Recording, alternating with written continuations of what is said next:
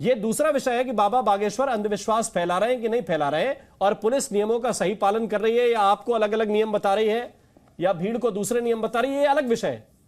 यह कानून की पालना का विषय है और वो विषय धर्म के प्रचार और विश्वास और अंधविश्वास के बीच का है। दोनों को आप क्यों जोड़ने की कोशिश कर रहे हैं? पुलिस के दो काम होते हैं, पहला कानून और दूसरा व्यवस्था, इसीलिए लॉ एंड ऑर्डर कहते हैं। अब भाई किसी वजह से अगर व्यवस्था में खलल पड़ेगा तो पुलिस दूसरे पक्ष को रोकने की कोशिश करेगी। लगता है कि आवाज नहीं जा रही बालचंद्र जी के पास, लेकिन डीके दुबे, मैं जरूर इस पर आपकी एक टिप्पणी चाहता हूं क्योंकि आप भी इस पर रिस्पॉन्ड करना चाह रहे थे कि किसी भी जगह पर विवेचना का अधिकार तो पुलिस से नहीं छीनना चाहिए कि नहीं। ये दो अलग अलग बातें हैं। पहली बात तो ये है कि आप कोई भी एप्लीकेशन पुलिस को दे आइए, सबसे पहले पुलिस ये देखेगी कि वाकई में जो कहा गया है वो कानूनी दायरे में उल्लंघन है कि नहीं है। अगर ऑन स्पॉट ऐसा कोई उल्लंघन नहीं हुआ है तो ये एप्लीकेशन एनसीआर में कन्वर्ट हो सकती है। ये एफआईआर भी नहीं होगी, इन्वेस्टिगेशन तो बहुत दूर की बात है, उस पर क्लोजर रिपोर्ट लगाकर वो आगे बढ़ा देंगे। दूसरी बात, धारा 144 की जहां तक है, धारा 144 जनरल रूल की तरह लगाई जाती है और उसके बीच में पुलिस अथॉरिटी से परमिशन ली जाती है। जब कोई कार्यक्रम आयोजन करना होता है, पुलिस जब ये सहमति दे देती है कि हम इसको मैनेज कर लेंगे, तो धारा 144 लगे होने के बावजूद अनुमति के साथ वो कार्यक्रम किए जा सकते हैं। ये कानूनी प्रावधान है। तो जब पुलिस ने वहां अनुमति दे दी तो अनुमति का मतलब हो गया अब रिस्पॉन्सिबिलिटी पुलिस की रह गई, अब धारा 144 की रिस्पॉन्सिबिलिटी नहीं रह गई। धारा 144 की रिस्पॉन्सिबिलिटी ये है कि जो कोई भी बिना पुलिस की अनुमति के 4 लोग इकट्ठे होंगे उनके ऊपर 144 लागू होगी और उसका उल्लंघन माना जाएगा। कानूनों का इंटरप्रिटेशन कानूनी तरीके से होना चाहिए, अपने हिसाब से नहीं होना चाहिए। बिल्कुल, लेकिन संजय द्विवेदी साहब कुछ कहना चाह रहे हैं। द्विवेदी जी बोलिए। अभी जो हमारे साहब द्विवेदी जी एक बात कह रहे थे कि 5 दिन के लिए आए थे, जब उसमें सरकार दूसरी थी। अरे सरकार से मतलब नहीं होता, सरकार का काम होता कानून व्यवस्था बनाने का। अब बागेश्वर बाबा जी 2 दिन बाद क्यों चले गए ये आप जाके उनसे पूछिए ना। आप तुरंत यहाँ पर उठा दिया, सरकार के लिए आपने लगा दिया कि साहब ये सरकार अच्छी है और ये सरकार साहब खराब है। तो भैया आप राजनीतिक विश्लेषक है, इस तरह की बयानबाजी से बचिए। मैं सीधा ही बात कहना चाहता हूँ, आपको जो बोलना है कांग्रेस क्या कर रही है, हमारी विचारधारा क्या है, दूसरे विचारधारा क्या है। उस समय दूसरी सरकार नहीं थी, दूसरी सरकार नहीं, उसमें क्या गलत बताया मैंने? उनसे पूछिए ना कि वो उस समय क्यों चले गए। क्या सरकार ने उनको भगाया? सरकार ने अल्टीमेटम दिया, पुलिस ने भगाया?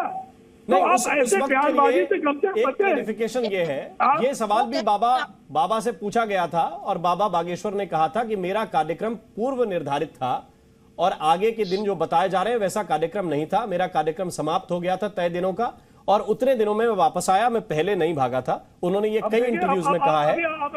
अभी डिबेट में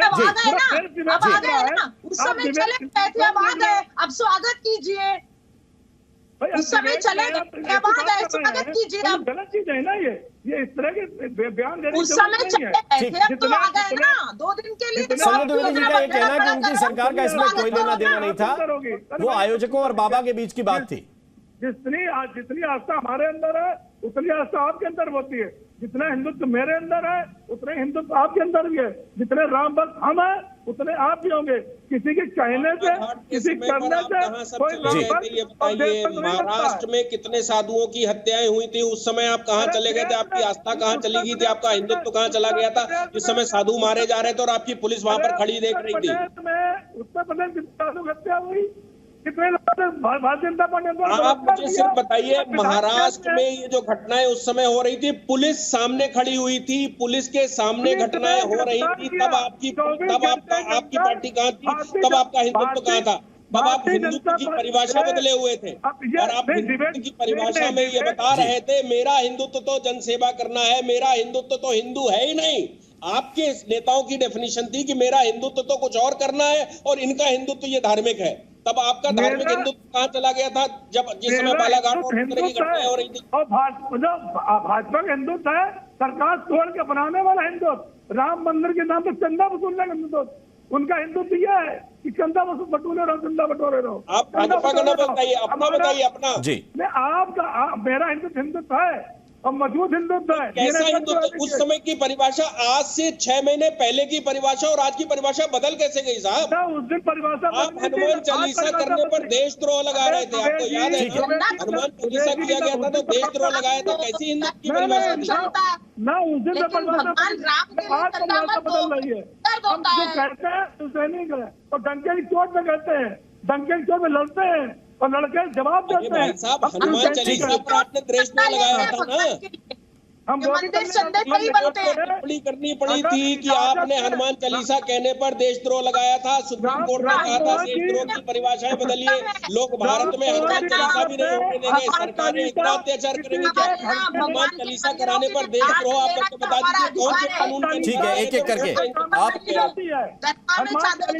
चर्च में कैंडल्स जलाए जाते हैं तब नहीं मुंह से निकलता। नहीं पढ़ता था, मंदिर में हनुमान चालीसा पढ़ता था, मैं भी हनुमान चालीसा तो डेली पढ़ता हूँ। और कहिए मैं आपको भी जवानी सुना दूं, भगवान राम के लिए चंदा क्यों नहीं है? मंदिर बनाए, हमें तो गर्व है कि हम चंदा देकर के और भगवान का मंदिर बना रहे। हर हिंदू का उसमें ईंट लगा है। राजनीति नहीं की जाती भगवान के नाम पे, राजनीति नहीं की कितना तकलीफ हो रही है आपको, कितनी तकलीफ हो रही है आपको? भगवान के नाम पे राजनीति नहीं की जाती, तकलीफ हो रही है। लेकिन चर्च में कैंडल जलाए, हिंदू जाकर दरगाह में चादर चढ़ाए, हिंदू जाकर के तकलीफ नहीं होती है। आपकी आवाज मुझे सुनाई नहीं पड़ रही, क्या स्पष्ट बोली तो मैं आपका जवाब एक एक करके आवाज सुनाई नहीं तो सुनाई देगी। आप क्या बोल रहे हैं मुझे बताइए तो मैं आपको जवाब दे दूं, कोई ऐसी बात नहीं। अब कान से सुनिए, कान खोलकर सुनेंगे तब सुनाई देगा आपको। आप मुंह बंद रखें, मेरी बात सुने। अब मैं बोल रही हूँ, हिंदुस्तान में चंदा लेकर के ही मंदिर बनाए जाते हैं, दान लेकर के ही मंदिर बनाए जाते हैं। दूसरी चीज, जब चादरें चढ़ाई जाती हैं दरगाह में, चर्च में कैंडल्स हिंदू जलाते हैं, तब आपके मुंह से आवाज नहीं निकलती कि हिंदू क्यों चढ़ा रहा है, वहां पर कैंडल क्यों जला रहा है, हिंदू दरगाह में जाकर चादर क्यों चढ़ा रहा है। लेकिन जब भगवान राम के लिए चंदा ले रहे हैं तो आपको तकलीफ हो रही है। मैंने चंदा आपने तो मना नहीं किया, चंदा ले मैंने आपने मना किया क्या? आप चंदा ले, कुछ भी ले। मैंने भाई आप क्यों बुरा, मैंने आपके लिए कहा, मैंने आपने तो नहीं कहा चंदा ना ले। आप चंदा लीजिए, खुद चंदा लीजिए तो, लेकिन मैंने किसी के लिए कहा, मैंने मेरी बात सुन लीजिए ना, पूरा राष्ट्र है, हम सब मिलकर के राष्ट्र है। अब मेरी बात सुन लीजिए, एक-एक करके। अब मेरी बात कान खोल के सुन लीजिए, दिमाग खोल के सुन लीजिए कि चंदा लेने के लिए मैंने आपको मना नहीं किया, मैंने किसी साधु को मना नहीं किया। मैंने राम मंदिर के नाम पे जो ट्रस्ट है वो चंदा ले, हमने भी 1 करोड़ रुपए चंदा दिया उसी ट्रस्ट को, मैंने मना नहीं किया। लेकिन जिस तरह से चंदा लिया गया, जिस तरह से चंदा लिया गया भारतीय जनता पार्टी द्वारा, ठीक है, जिस तरह चंदा, लेकिन ये बहस चंदे पे नहीं है। ये बहस इस बात पर है कि संतों के नाम पर सियासी लोगों को आखिर क्यों तकलीफ होती है। ये बहस इस बात पर है। जी न्यूज़।